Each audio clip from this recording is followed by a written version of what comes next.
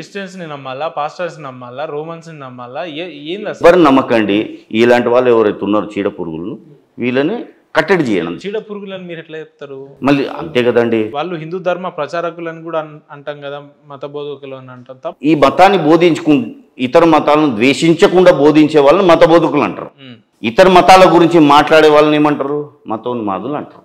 ఇతర మతం గురించి అవసరం లేదు. అది చర్చ్ అయినా కానివ్వండి, టెంపుల్స్ అయినా కానివ్వండి, నీకు అనవసరం. ఇతర మతం గురించి అనవసరం, ఇతర కట్టుబట్టుల గురించి అనవసరం. ఏదైనా సరే, ఎవరైనా సరే, పెద్దోడు నుండి ఆ మత ఇంత చిన్న పిల్లలు ఉండనివ్వండి. ఎందుకంటే ఇక్కడ ఏమైపోతుంది, వీళ్ళ వల్ల ఆ పిల్లలు కూడా అదే మార్గంలో వెళ్ళిపోతారు. వాళ్ళ పనులంతా మానుకొని ఆ మతంలో ఏముందో అనే పనులు పడ్డారు చాలా మంది. అదే పని వాళ్ళకు. ఎవరికి లేని నొప్పి జోసెఫ్ గారికి ఎందుకు వచ్చింది? మరి రాధా మనోహర్ దాస్ గారి మీద ఎవరు కంప్లైంట్ ఇవ్వలేదు, ఎవరు యాక్షన్ తీసుకోవాలని కోరలేదు. అంటే నేను చేసేదేమో తప్ప? మీరు ఎందుకు ఇనిషియేట్ తీసుకుంటున్నారు? ఈయన మీద ఏమైనా పర్సనల్ గ్రాడ్స్ తోటి పని చేస్తున్నారా అంటారు. లేదు, నేను చేసేదేమో తప్ప అనిపిస్తుంది. తప్పు ఒప్పు అది చట్టపరంగా న్యాయం. బస్ అంతే. పర్సనల్ ఎందుకు? ఆయన చుట్టమా లేకపోతే ఆయన ఫ్రెండా?